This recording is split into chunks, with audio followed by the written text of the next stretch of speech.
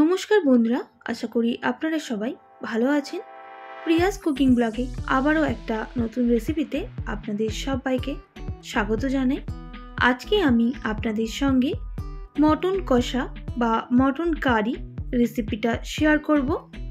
আশা করি আজকের রেসিপিটি আপনাদের ভালো লাগবে। তো চলুন বন্ধুরা, আজকের রেসিপিটি দেখে নেওয়া যাক। মটন কারি বানানোর জন্য আমি এখানে 1 কেজি মতো মটন নিয়ে নিয়েছি, আর ভালো করে এটা পরিষ্কার করেও ধুয়ে নিয়েছি। আর আমি এই রকম সাইজের মটনগুলো রেখেছি, আপনারা আপনাদের পছন্দ মতো পিস করে নেবেন। এরপর আমি এখানে স্বাদ মতো নুন দিয়ে দেব,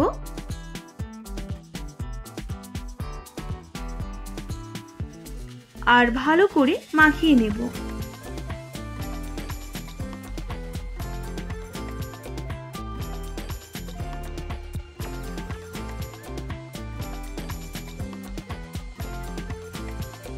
এরপর এটা আধ ঘন্টা মতো রেস্টে রেখে দিতে হবে।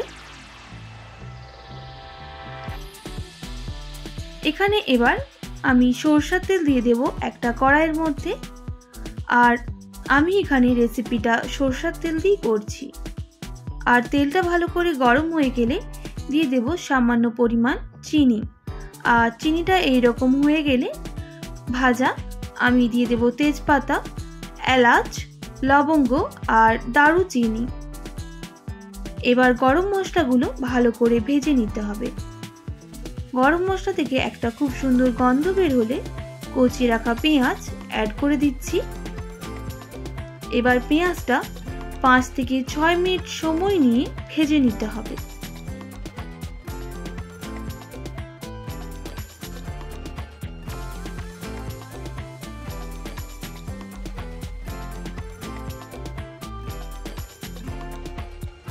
পেঁয়াজটা এরকম লাল করে ভাজা হয়ে গেলে এখানে বেটে রাখা রসুন 3 থেকে 4 টেবিল চামচের মতো অ্যাড করে দেব।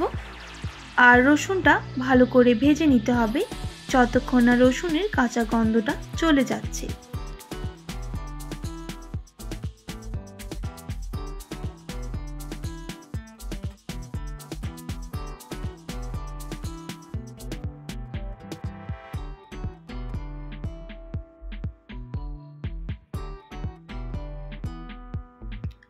তো রসুনটা ভালো করে ভাজা হয়ে গেছে।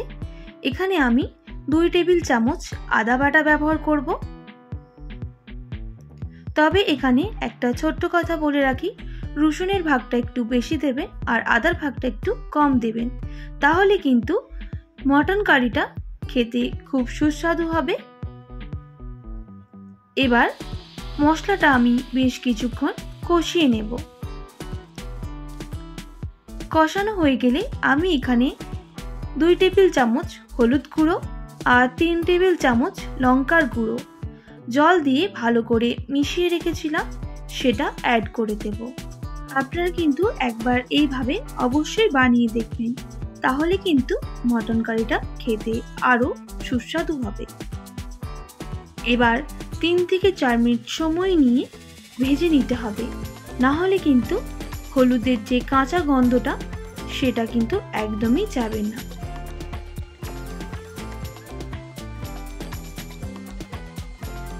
এখানে এবার বাটি ধোয়া জলটাও অ্যাড করে দিচ্ছি, তাতে করে মশলাটা একদম পুড়ে যাবে না। তবে এখানে গ্যাসের ফ্লেমটা মিডিয়াম রেখে কিন্তু মশলাটা কষিয়ে নিতে হবে।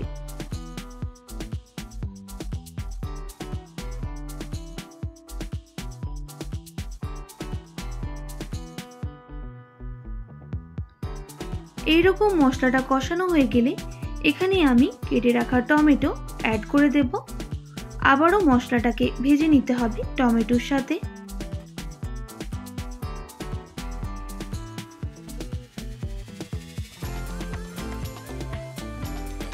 এখানে এবার দিয়ে দিচ্ছি স্বাদ মতো নুন। আবারও আমি এইভাবে মশলাটাকে কষিয়ে নেব।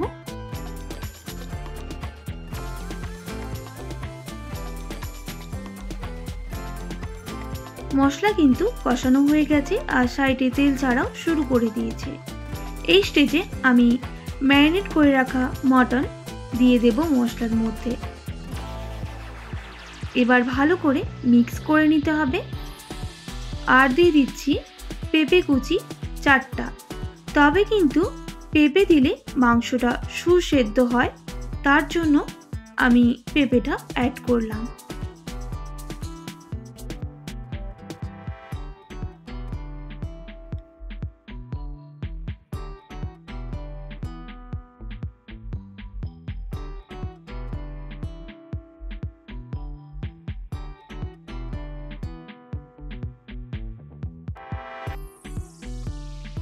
মিক্স হয়ে গেলে এবার এখানে ঢাকনা দিয়ে ঢেকে দেব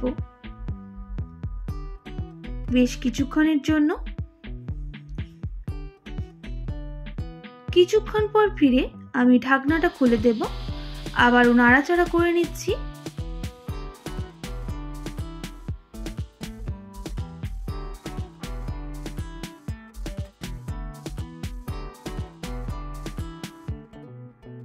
এইভাবে বেশ কিছুক্ষণ রান্না করার পর আমি আবারও ঢাকনা দিয়ে ঢেকে দেব 2 থেকে 3 মিনিটের জন্য। আবারও ঢাকনা খুলে এইভাবে নাড়াচাড়া করে নিতে হবে।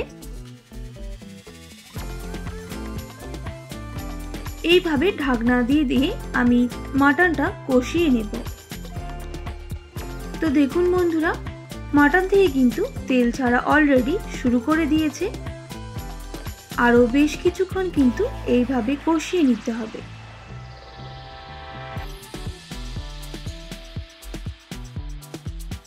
এখানে কিন্তু মটনটা কষানো হয়ে গেছে। এবার এখানে আমি গ্রেভির জন্য উষ্ণ গরম জল অ্যাড করে দেব।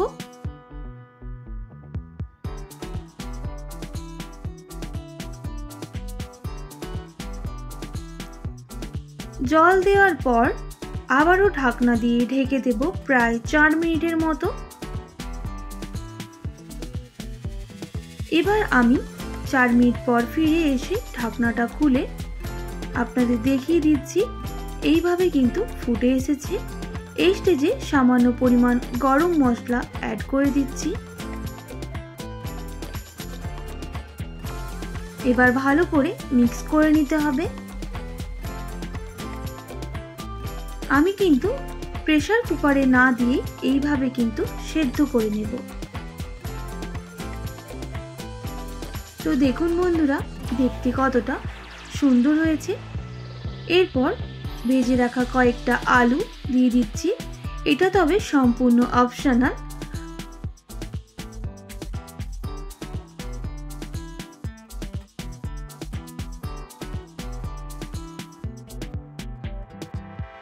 আবারও ঢাকনা দিয়ে ঢেকে দেব প্রায় 2 মিনিটের মতো।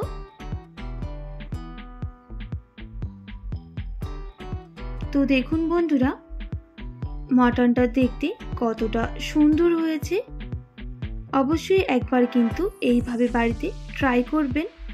আর কেমন লাগলো কমেন্ট করে জানাতে একদমই ভুলবেন না।